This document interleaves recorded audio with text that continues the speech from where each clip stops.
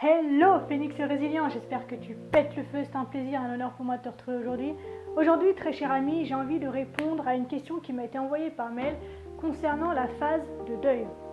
Alors dans le mail, il m'a été explicitement demandé de ne pas le lire devant tout le monde, donc je vais respecter ce choix. Je vais juste vous dire qu'en fait dans ce mail-là, il est question du deuil face à la perte d'un proche.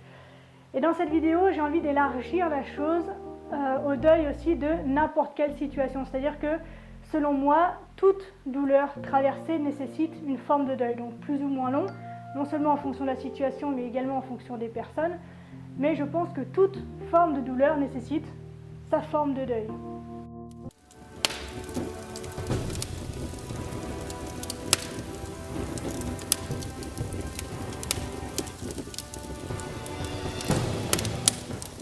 Parce qu'un deuil, finalement, c'est quoi? Selon moi, c'est une douleur, une affliction, une tristesse immense ressentie face à la perte donc d'un être cher, mais également aussi à la perte d'un objet d'attachement important. Donc, on est d'accord, donc ça peut être donc, la perte d'un parent, ça peut être la perte d'un enfant, ça peut être la perte d'un ami, mais ça peut également être aussi la perte d'un emploi, ça peut être une séparation amoureuse, ça peut être un déménagement, ça peut être faire le deuil aussi de son enfance. Quand on grandit, on laisse partir quelque chose. Ça peut être le deuil, je sais qu'il y a beaucoup de gens, j'avais beaucoup d'amis moi à l'école par exemple, qui avaient besoin de faire un deuil à chaque fin d'année scolaire parce que c'est changement de classe, changement de professeur, tout ça. Mais ça peut aussi être le deuil de rêve, d'illusion ou de pensée, de projet qu'on avait.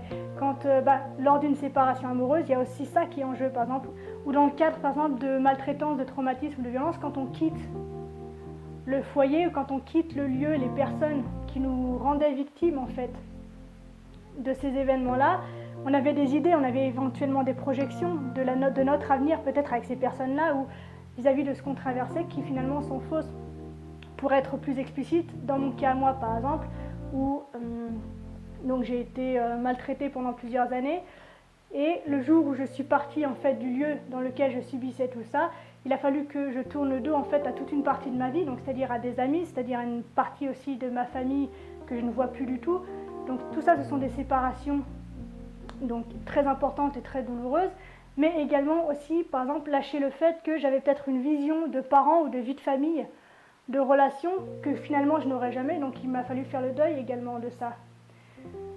Pareil, j'ai fait un burn-out à 16 ans, donc ma scolarité s'est complètement écroulée. Ma scolarité a été ruinée à cette époque-là. Et du coup, c'était faire le deuil donc déjà de toutes les années brillantes que j'avais eues auparavant, mais également de tout l'avenir que j'avais en tête pour moi vis-à-vis de ma scolarité. Donc, à mesure que les années passaient, il fallait qu'en fait je fasse le deuil de toutes mes incapacités que j'ai accumulées au fil du temps, par la douleur, par des faits extérieurs aussi qu'on évoquera peut-être dans d'autres vidéos. Mais voilà, tout ça pour dire que la notion de deuil finalement est très vaste. Et donc, chaque douleur nécessite son deuil et j'avais vraiment envie que cette vidéo puisse parler au plus grand nombre d'entre vous. Bien évidemment, nous serons tous face à un moment donné à la tragédie et au trauma de la perte de quelqu'un.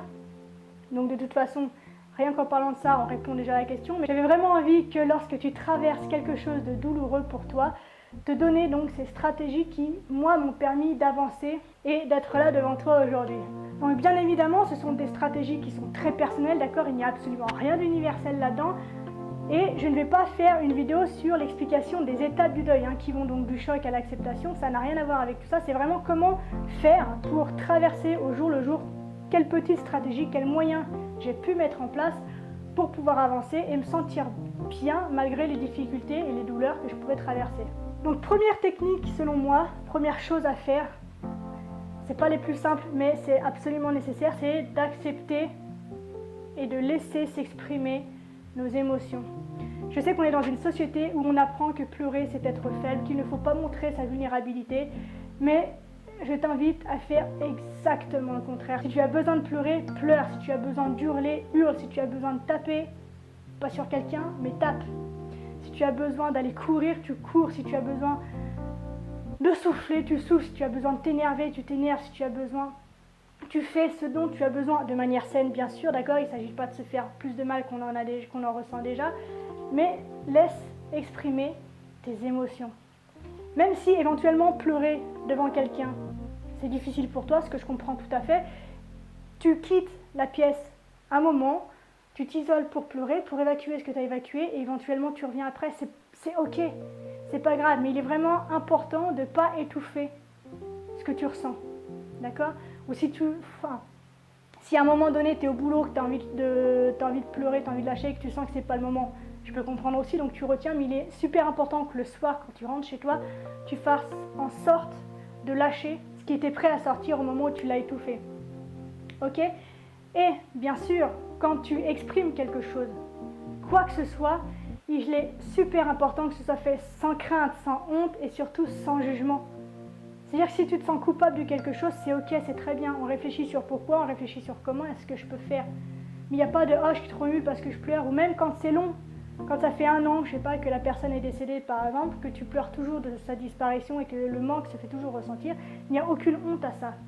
Donne-toi le temps nécessaire pour faire ce dont tu as besoin et exprimer toutes les émotions qui ont besoin de sortir. Ok?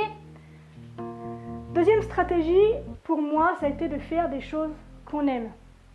Alors c'est pas évident parce que dans ces cas-là, c'est vrai qu'on a souvent envie de rien.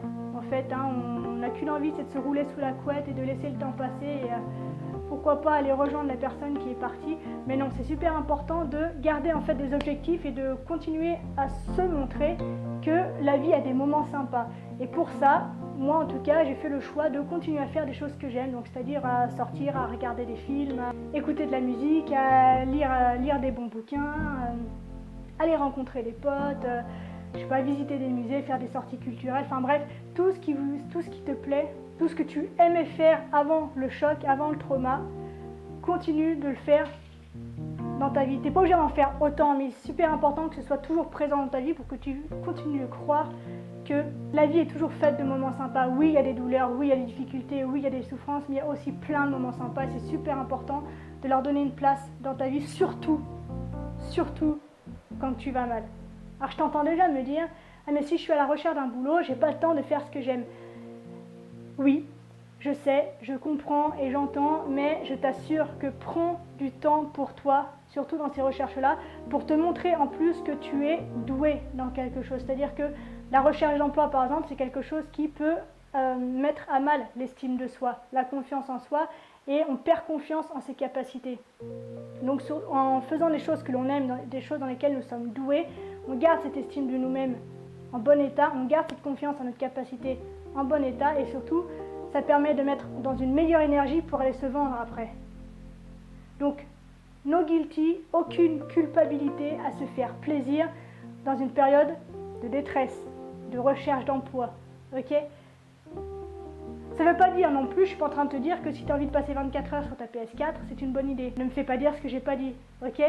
Mais, je ne sais pas, si tu prends une demi-heure, 1 heure pour jouer, pour te libérer, pour sortir de la réalité qui actuellement te fait du mal, c'est ok.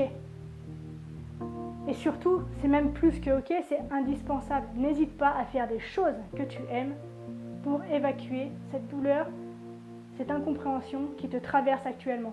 La troisième chose que je t'invite éventuellement à faire, c'est d'en parler. Alors là, il faut faire attention, bien sûr, à bien choisir les personnes à qui on en parle. Parce qu'il y a des gens qui s'en foutent, il y a des gens qui ont d'autres problèmes et qui n'ont pas la place et l'attention donc nécessaire pour accueillir les tiens. Il y a des gens qui vont retourner les choses contre toi. Donc, vraiment faire attention aux personnes que tu choisis pour en parler. Il faut que tu aies absolument confiance en elles et que tu aies vraiment la possibilité de dire tout ce que tu as besoin d'évacuer.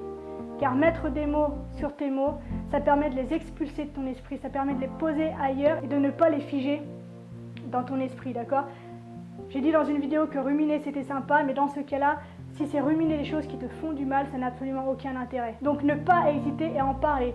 Et si tu es de ceux qui pensent qu'ils sont complètement seuls, qu'ils n'ont personne dans leur vie vers qui se tourner, eh ben, n'hésite pas par exemple à en parler à un généraliste ou à un psychologue ou à n'importe qui peut t'aider ou éventuellement t'orienter vers un réseau de professionnels de la santé psychique qui peuvent t'aider à surmonter cette difficulté-là.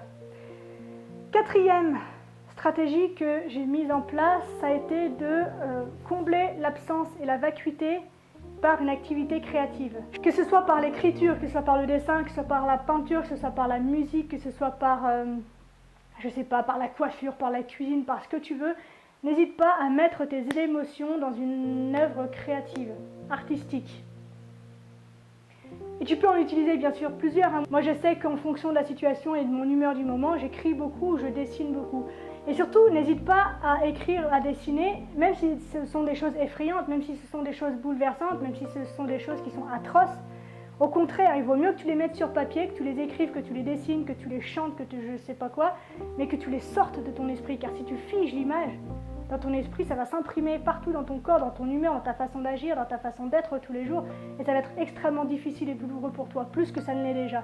Donc n'hésite pas à, même justement, à laisser partir et à poser sur la feuille tout ce qui est dégueu en fait dans ton esprit à travers cette expérience-là. Si je me prends comme exemple, il y a quelques années, j'ai retrouvé un excellent ami à moi dans sa chambre après qu'il ait mis fin à ses jours. Et en fait, j'avais en fait la vision de son corps qui était suspendu à quelques centimètres du sol. Et j'avais cette image en fait qui me hantait. Et ben, j'ai des cahiers remplis d'images de pendus et d'écrits sur les pendus. Et ben voilà, il y a des pendus de partout dans mon cahier, mais au moins c'est pas des images que j'ai laissées s'imprimer dans mon esprit au point de me pourrir la vie. C'est dans un cahier que j'ai brûlé d'ailleurs après, mais ça libère, ça fait du bien, tu vois, et c'est super important de pouvoir évacuer tout ça. Donc voilà, ce sont mes stratégies pour faire face donc au deuil de manière générale, ok. J'espère que ça va t'aider, que la personne qui m'a posé cette question trouvera réponse à ces problématiques dans cette vidéo. En tout cas, c'est vraiment ce qui me tient à cœur. Si tu penses que cette vidéo peut en aider certains et en éclairer d'autres, je t'invite tout d'abord à la liker puis à la partager afin qu'un maximum de monde en profite et puisse traverser ces périodes de douleur avec un peu plus de sérénité, avec un peu plus de facilité et surtout qu'ils ne se sentent pas seuls. C'est pourquoi si tu veux bien mettre en commentaire tes réactions, tes expériences, tes stratégies vis-à-vis de toutes ces difficultés-là, je t'invite du fond du cœur à les mettre. C'est avec grand plaisir que nous les lirons, que je les lirai, que nous y répondrons, que j'y répondrai. Bref, n'hésite absolument pas. Et si tu as toi aussi des questions à me poser, tu as mon mail dans la description et n'hésite pas à le faire. Si tu n'es toujours pas abonné à ma chaîne, je t'invite à le faire via le petit phénix qui se trouve dans le coin là par là ou via le bouton abonner qui se trouve en dessous de la vidéo. Je te donne rendez-vous demain pour une nouvelle vidéo. D'ici là, prends soin de toi.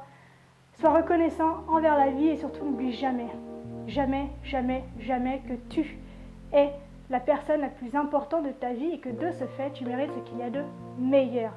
Je te souhaite une extraordinaire journée, magnifique journée, pleine de libération, de sagesse, de sérénité et de joie. Et je te dis à demain. Salut!